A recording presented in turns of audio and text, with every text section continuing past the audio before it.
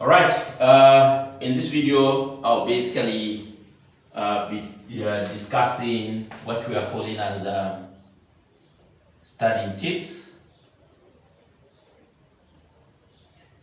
I've received a lot of questions from students asking the most effective way to basically study. All right. Now, this is my answer. There is no one single study technique that can actually apply to all students. We are all different.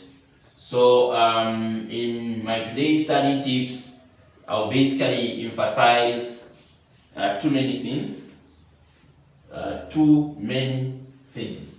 Okay. So on those two things that I'm going to discuss with you on study tips, the first one is discovering yourself. All right. No one will tell you to say you need to study for these longer hours or for these 3 hours, 2 hours, and something like that. You just need to understand yourself and fit in. Don't fit into other people's or other students' program of study. I'll give you an example of myself. There are so many other students that can study in the night. They can wake up maybe 3 a.m., 4 a.m., and then they can study for 2 hours and then go back to sleep and still wake up probably maybe at 7 a.m. And start their usual business. For me, that doesn't work. For me, if I do that, I'll have ruined my whole day because I'll be napping. I'll be sleeping, napping the whole day. I'll be feeling tired and something like that. So that doesn't work for me. So it doesn't work for me. It doesn't mean that I should recommend that no one should do that. No. Just discover yourself and understand what works for you. For me, what works for me is 30 minutes, study 15 minutes. As long as I grasp the concept, I can move around, go and grab a cup of coffee, drink some water, probably have a snack, and then come back to the book again, start studying, and then find something that is interesting, and then I grasp another concept maybe within 15 minutes, then I can stop, do other activities and something like that, and then I'll be looking forward to practice what I've studied, probably in the night at some later time after a meal or something like that. And for me, it works for me. It doesn't work for you.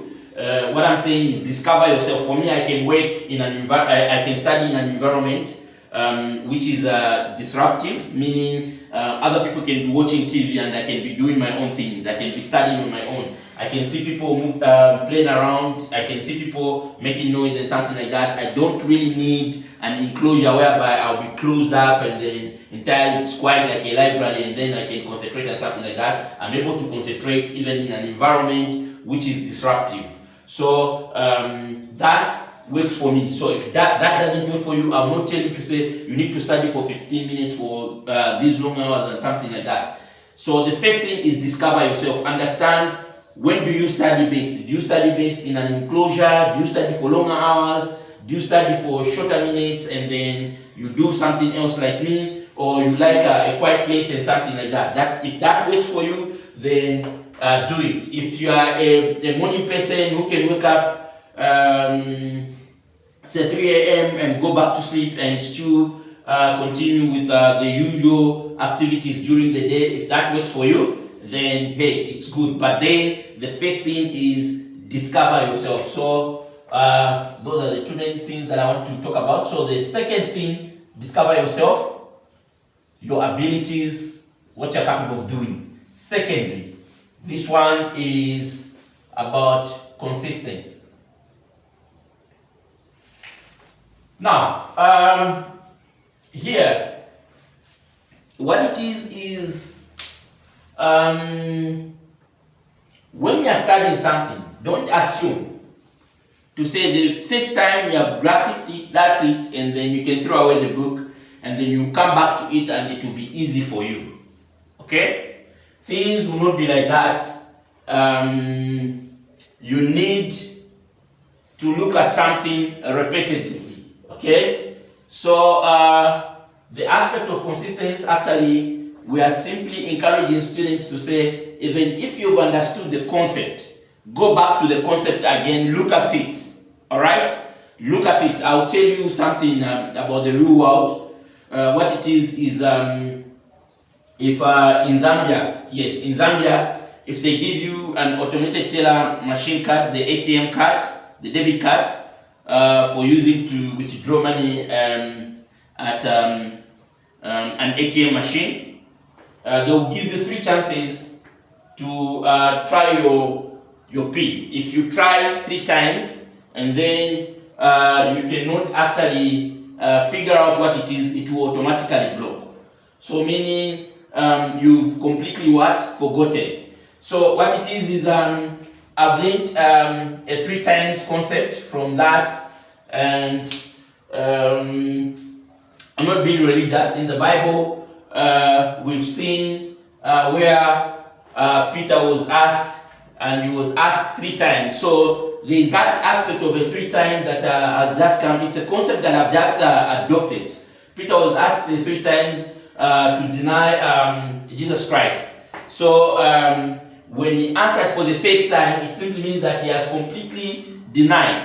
So I've applied this concept. It's a borrowed concept. I borrow it from the world, I borrow it from the church, and I've seen it being effective when it comes to studying. Something that I look at for the 3rd time, my memory is able to recall than something that I looked at for the 1st time and the 2nd time. So what I mean about consistency is read something, study something, and make sure that you go through it over and over so that it becomes a part of you. It's easy for you to remember something when you look at it with high levels of frequency, meaning several times.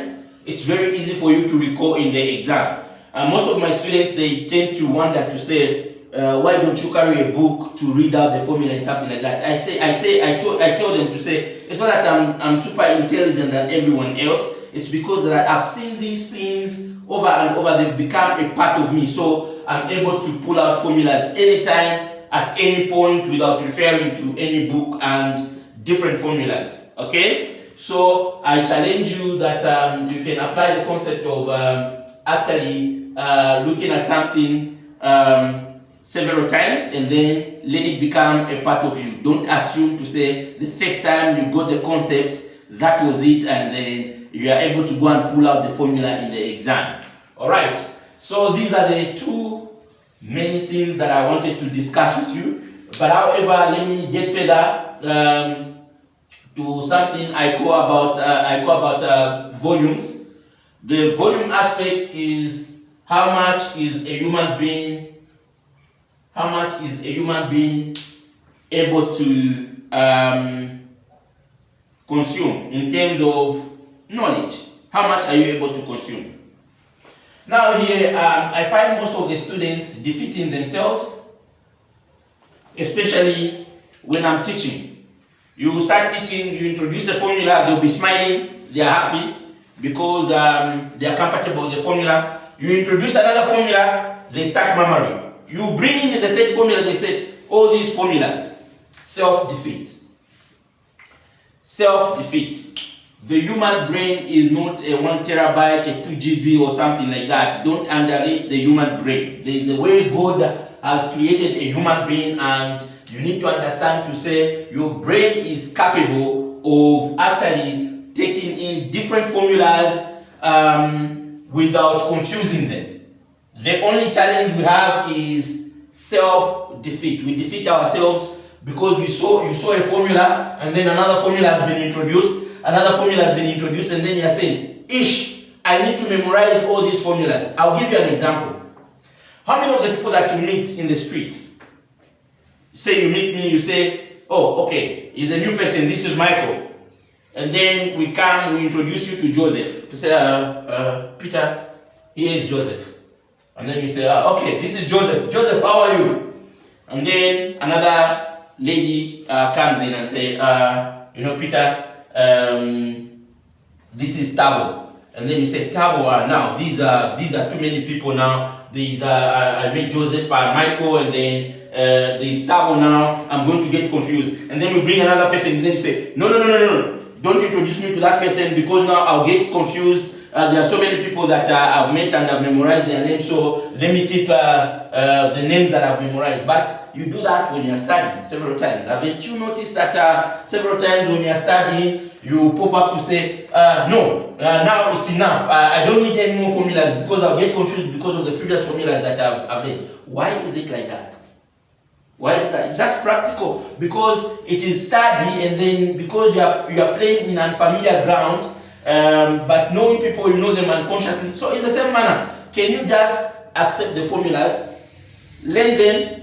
It's not your job. It's the job of the brain to remember. For you, just apply what we are calling as what? Consistency. Embrace the formulas, even if there are 8, there are 7 of them. Apply consistency. Look at them today, tomorrow, and the other day, and then prepare for the exams. Because what it is what you look at frequently actually is easy to remember. For example, what I gave you, like when you meet Tabo, and then you say, okay, this is Tabo, so you've just met once, and then 4 months passes, and then you meet in town. You'll be wondering, where did I meet Tabo? Did I meet Tabo at the institute, at the center of excellence? Where did I meet her? Is it a church? Or you get confused. You get the point, right? Sometimes you even forget the name. Are you getting the point, right? But if you meet Tabo today, and then you meet Tabo at the center again, you meet her for the other time, 3 times, and so forth, and then even if 2 years passes, it will be easy for you to remember to say, this is actually Tabo, because of the level of frequency that you've met that person. So don't defeat yourself. Instead, embrace the formulas. Embrace the formulas. The aspect of memorizing is not your job. It's the job of the what? The brain. Leave that to the brain. You do your party. What is your party? Embrace formulas.